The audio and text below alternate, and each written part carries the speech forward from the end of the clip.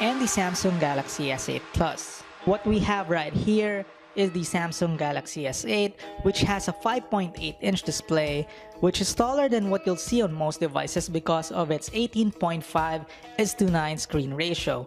What is most impressive, however, is that Samsung managed to fit such a big display into a very compact device. The resulting phone is smaller than the iPhone 7 Plus, which is kind of a big deal considering the iPhone 7 Plus carries a 5.5-inch display compared to the S8's 5.8-inch display, which is not only taller and bigger, but also sharper than what Apple offers. And that is the genius of the Samsung Galaxy S8, because not only did the company come up with a 5.8-inch phone, it also came out with a phone that is smaller than the iPhone 7 Plus and also the Galaxy Note 7 while having a bigger screen. And as you're probably aware of, the more screen, the more space you can type on for your emails, the more space when you're watching movies, when you're playing video games, and given moment. Moving on to the design of the phone, the Galaxy S8 is actually a narrower and shorter version of the Note 7. It has the same dual glass design with both sides of the glass curving towards the edges. And because the back is made of glass, it also picks up fingerprints rather easily, just like the front of the phone. The AMOLED variety, so you get punchy colors, very deep blacks, and excellent contrast and saturation levels watching a YouTube music video. The physical keys on the front have been removed, replaced with on-screen buttons which cut down the bezels on the top and bottom of the device. Up front, you have an 8-megapixel camera and an iris scanner which Samsung debuted on the Galaxy Note 7.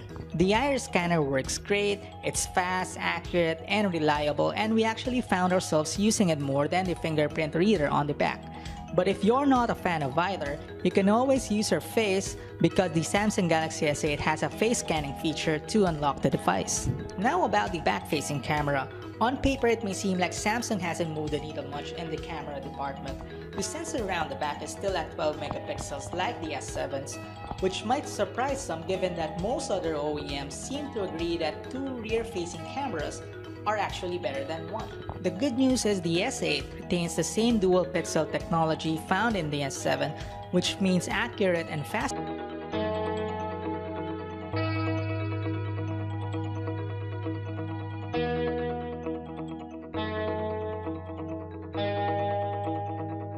Depending on where you get the phone from, this phone sports Qualcomm's new Snapdragon 835 processor or Samsung's own 8895 chipset. Regardless, that chipset is paired with 4 gigs of RAM and 64 gigs of internal and expandable storage, which is double than what you get from last year's model. Neither the choice of processor or memory configuration should be an issue though. The 10nm process for the Exynos chipset promises greater efficiency, not to mention 4 gigs of RAM is plenty enough for multitasking. Trouble with whatever task we attempted with it.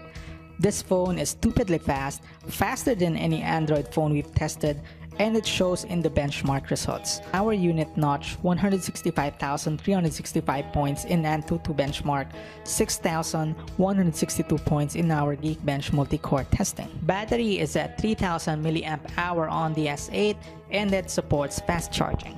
Overall, it's tough to find fault with the S8. Where other manufacturers are messing around with the formula by introducing cosmetic changes that will have little to no effect on user experience, Samsung's newfound design sensibilities actually make a huge difference. That the S8 managed to pack a 5.8-inch screen, not to mention a lot of technology, into a mid-sized phone that's smaller than the Note 7, smaller than the iPhone 7 Plus, still blows us away. That said, if you're in the market for a new, big but not too big Android phone,